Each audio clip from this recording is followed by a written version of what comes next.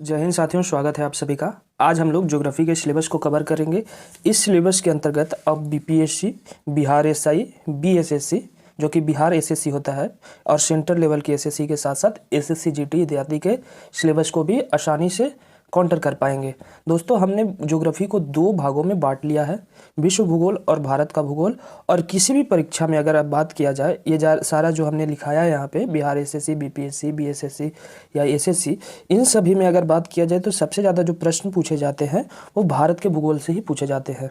On an average अगर बात किया जाए, बिहार दरोगा जो कि लगातार 3 बार से निरंतरता के साथ होते आ रहा है, तो बिहार दरोगा में 15 क्वेश्चन पूछे जाते हैं भूगोल से।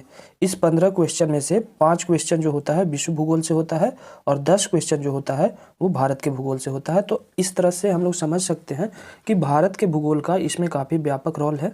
दोस्तों, विश्व के भूगोल में क्या पढ़ना है और भारत के भूगोल में क्या पढ़ना है, इसे हमने लिख लिया है। इसे हम लोग क्रम से डिस्कस करेंगे, लेकिन इससे पहले आप ये समझ लीजिए कि इन सारे सिलेबस को कहाँ से पढ़ा जाएगा। दोस्तों, हम सोर्स भी बता देते हैं।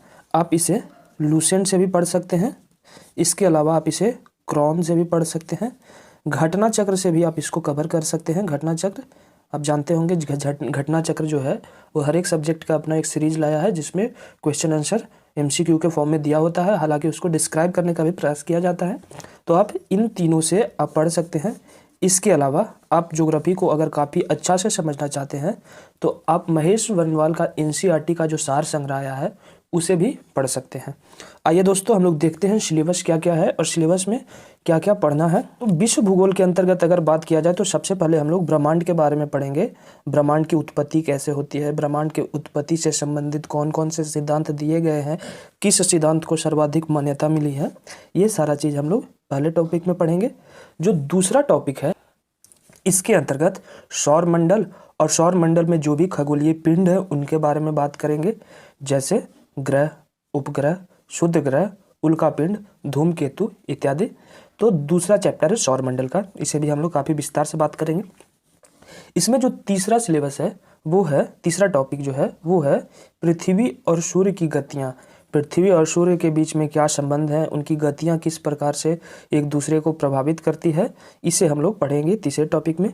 चौथा टॉपिक काफ़ी इंटरेस्टिंग हो जाता है, पृथ्वी की संरचना, पृथ्वी की आंतरिक संरचना के बारे में हम लोग पढ़ेंगे कि पृथ्वी किस तरह के चट्टानों से मिलकर बना है, कितने प्रकार की चट्टानें होती हैं, किस चट्टान की क्या विशेषता है, किस चट्टान में क्या पाया जाता है, इसे काफ़ी विस्तार से हम लोग पढ़ेंगे। उसके बाद इसी के अंतर्गत हम लोग पर्वत, पठार और मैदान के बारे में भी पढ़ेंगे। स्थल मंडल, देखिए फिर अगला है स्थल मंडल। स्थल मंडल को भी हम लोग पढ़ेंगे काफ़ी विस्तार से। स्थल मंडल में वो सारी चीज़ आ जाएंगे, पर्वत, पठार, मैदान, ठीक है। फिर हम लोग जल मंडल के बारे में पढ़ेंगे। जल मंडल, महासागर, महासागरों में होने वाले जो गतिविधियां हैं ये सब। फिर हम लोग वायुमंडल के बारे में बात करेंगे। वायुमंडल काफ़ी इंपॉर्टेंट हो जाता है। जल मंडल के अंतर्गत ही एक बहुत ही मेजर टॉपिक है महासागरीय धाराएं। महासागरीय धाराओं से अक्सर प्रतियोगी परीक्षाओं में प्रश्न पूछे जाते हैं, तो हम इसे अलग से काफ़ी विस्तृत रूप में चर्चा करेंगे महासागरीय धाराओं के बारे में। अब जो है अगला जो है महाद्वीप।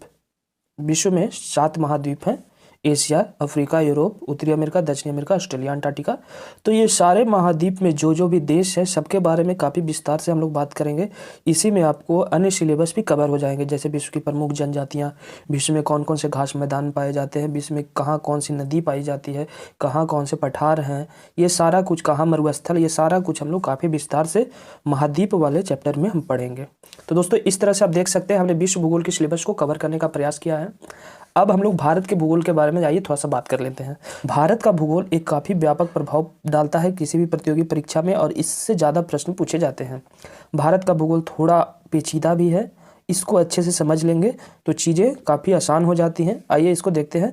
भारत के भूगोल के अंतर्गत हम लोग सबसे पहले स्थिति एवं विस्तार पे चर्चा करेंगे कि भारत की स्थिति कहाँ पे है, भारत किस गोलार्ध में है, भारत का विस्तार उत्तर से दक्षिण कितना है, पूर्व से पश्चिम कितना है, कितना अक्षांश से कितना देशांतर रेखाएं भारत से गुजरती हैं, ये सारा कुछ हम लोग पढ़ेंगे भारत की स्थिति एवं विस्तार में। भारत के भौतिक स्वरूप, ये दूसरा टॉपिक है। इसके अंतर्गत हम लोग भारत में पर्वत, पठार, मैदान, समुद्र तटीय मैदान, झील इत्यादि काफ़ी चीज़ों के बारे में विस्तार से बात करेंगे। तीसरा जो टॉपिक है दोस्तों, इसमें भारत का अपवाह तंत्र पढ़ेंगे। इसमें बेसिकली नदियों के बारे में पढ़ा जाता है कि कौन सी नदी कौन सा अपवाह तंत्र बनाती है। तो इसके अंतर्गत नदी, झील और जलप्रपात, इन सब चीज़ों को भी काफ़ी विस्तार से हम लोग पढ़ेंगे।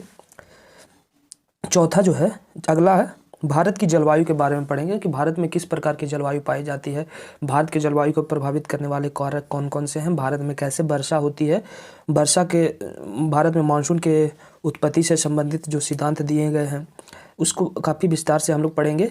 फिर आता है मिट्टी, भारत में कितने प्रकार की मिट्टियाँ पाई जाती हैं, भारत में मिट्टियों का वर्गीकरण किस आधार पे किया गया है, किसने मिट्टियों का वर्गीकरण किया है, ये सारा कुछ हम लोग मिट्टी वाले चैप्टर में पढ़ेंगे। फिर आता है कृषि, कृषि के अंतर्गत भारतीय कृषि के बारे में काफ़ी विस्तार से पढ़ेंगे, सिंचाई के बारे में पढ़ेंगे, भारतीय कृषि जो विशेषता है उसे पढ़ेंगे, कृषि कैसे भारतीय अर्थव्यवस्था को संभाले हुए है, कैसे हमें इतना रोजगार देता है कृषि, तो ये सारा चीज़ हम लोग काफ़ी विस्तार से कृषि वाले चैप्टर में पढ़ेंगे। इसके बाद भारत में पाए जाने वाले खनिज संसाधनों के बारे में पढ़ेंगे। दोस्तों खनिज संसाधन इससे भी प्रश्न पूछ लिए जाते हैं तो ये इंपॉर्टेंट हो जाता है। फिर हम लोग उद्योग के बारे में पढ़ेंगे, भारत में कौन कौन से इंडस्ट्री लगे हैं, सबसे पहले क्या लगा, ये सारा कुछ हम लोग काफ़ी विस्तार से पढ़ेंगे।